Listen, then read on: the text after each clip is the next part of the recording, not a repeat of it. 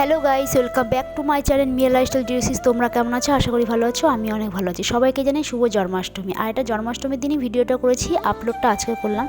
যাই হোক, প্রচণ্ড বৃষ্টি পড়ছিল সারাদিন জন্মাষ্টমীর দিন, মানে দুদিন ধরে প্রচণ্ড বৃষ্টি হচ্ছিলো। আর এখানে দেখো মা নারকেল কুড়িয়ে নিয়েছে, মানে গোপুসোনার জন্য, মানে নাড়ু, তালের বড়া অনেক কিছুই করবে। আর এখানে কলা তাল এনে মানে বাবা এনে দিয়েছিল সকাল সকাল। তারপর ওপরের ঘরে উঠে দেখি এখানে থেকে এত জল হয়ে গেছে, মানে পাশের বাড়িতে জলে পুরো ঘরের জল ঢুকে গেছে, এতটাই বৃষ্টি হয়েছে।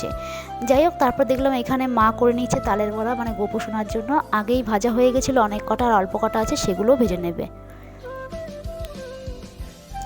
তো ভাজা হয়ে যাওয়ার পর এখানে আমরা বেলুনস ফুলিয়ে নিয়েছি, মানে গোপুসোনার খাটটা আমরা সুন্দরভাবে সাজাবো, জন্মদিন বলে কথা। তবে স্নান টান করে চলে আসলাম পুরো ওপরের ঘরে। আর এইখানে দেখলাম মা লুচি ভাজছিল, তো অনেক কটাই ভাজা হয়ে গেছিলো। স্নান করতে গেছি বলে আর দেখাতে পারিনি তোমাদেরকে পুরোটা ভাজা। এদিকে দেখো ভাজা হয়ে গেছে আর অল্প কটাই রয়েছে। আর এইখানে তালের বড়া ঢাকা দিয়ে রেখেছিল, মানে করা হয়ে গেছে, ঢাকা দিয়ে রেখেছে। আর এখানে রয়েছে মানে নাড়ু করবে বলে। আর এখানে দেখো নাড়ু মানে বানাতে শুরু করে দিয়েছে, নাড়ুটাও হয়ে গেছে প্রায় কমপ্লিট করা। আর শেষে করে নেবে সুজি। আর এখানে দেখো সুজিটা হয়ে গেছে প্রায়, আর একটু হলেই হয়ে যাবে।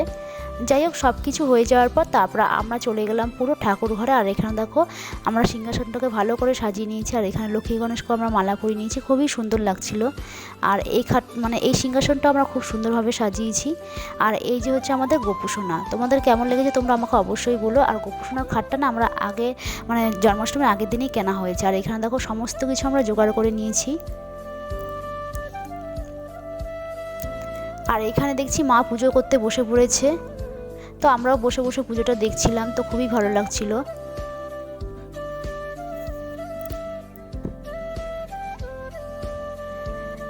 পুজো হয়ে যাওয়ার পর তারপর দেখলাম এখানে আরতি করছে মা।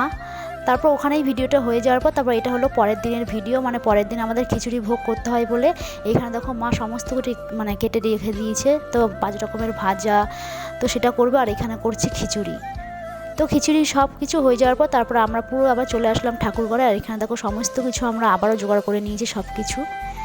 এরপর দেখো মা ঠাকুরকে ভোগ দেবে। তো সব কিছু দেওয়া হয়ে যাওয়ার পর তারপর মা বসে পড়লো আবারও পুজো করতে।